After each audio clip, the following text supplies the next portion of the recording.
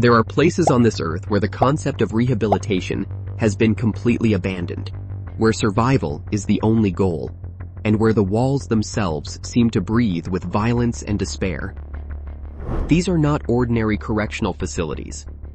These are institutions that have earned their reputations through decades of brutality, overcrowding, and conditions that push human endurance to its absolute limits. The 5 prisons we are about to explore represent the darkest corners of the global penal system. Places where entering means confronting a reality most people cannot even begin to imagine. Each one carries a history soaked in blood, suffering, and stories that rarely make it past the iron gates. Located in the ancient city of Palmyra in Syria, Tadmor Prison stands as one of the most feared detention facilities ever to have existed. Originally built during the French Mandate period, it became a symbol of absolute terror under the Assad regime. Former inmates have described it as a place where death was not a punishment, but a routine occurrence. Guards operated with complete impunity, and torture was not just permitted, but systematically encouraged. Prisoners were subjected to mass executions, with reports of hundreds of inmates being killed in single events. In 1980, following an assassination attempt on Hafez al-Assad, an estimated 1,000 prisoners were massacred within the walls of Tadmor in a single night. The facility was eventually demolished in 2015 by the Islamic State after they seized control of the region. But its legacy as a chamber of horrors remains permanently etched into the history of human rights violations. Survivors who managed to speak about their experiences described a world entirely disconnected from justice, law, or basic human dignity. Venezuela's La Sabaneta prison, located in the state of Zulia, has long been considered one of the most violent prisons in the Western Hemisphere. Built to hold approximately 1,500 inmates, it has at various points housed over 2,500 people, creating conditions of extreme overcrowding that fuel constant conflict. What makes La Sabaneta particularly terrifying is the near-total absence of state authority inside its walls.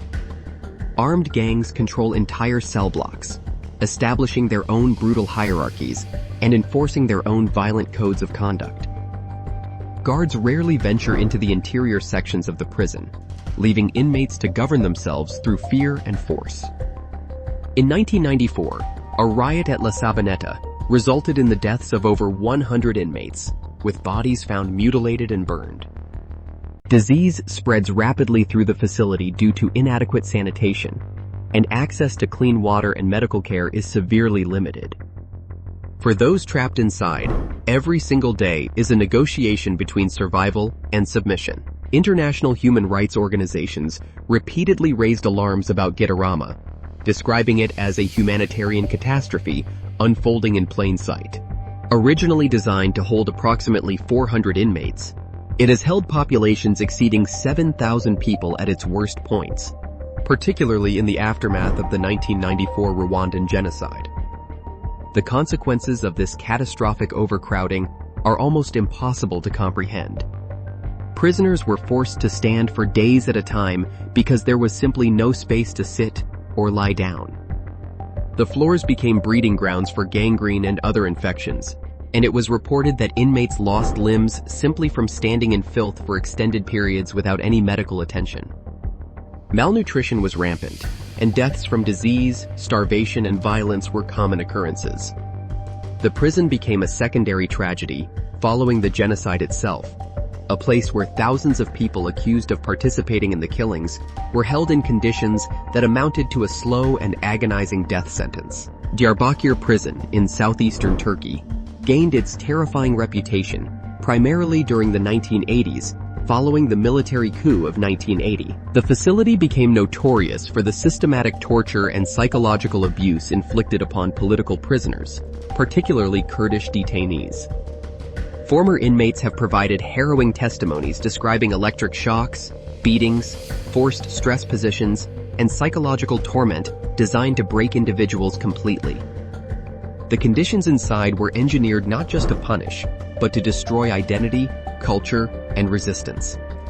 Several former prisoners have spoken about being forced to denounce their own heritage and political beliefs under extreme duress.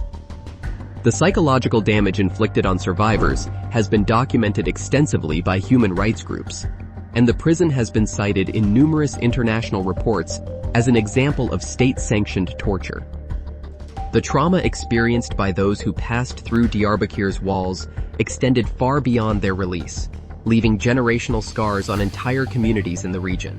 The deliberate and sustained destruction of the human mind through isolation raises profound and deeply uncomfortable questions about what justice truly means and where punishment ends and cruelty begins. And it represents a different but equally disturbing form of extreme incarceration. Unlike the prisons defined by physical violence and chaos, ADX Florence operates through isolation so complete and so prolonged that it constitutes what many psychologists and human rights experts describe as psychological torture. Inmates spend 23 hours a day in small concrete cells with minimal human contact. The facility houses some of the most dangerous criminals and terrorists in American history, including individuals like the Unabomber and the Boston Marathon bomber. The silence, the sameness, and the absolute sensory deprivation create conditions that rapidly deteriorate mental health. Former inmates and their attorneys have described severe psychological breakdowns, hallucinations, and complete disconnection from reality as direct results of the isolation regime.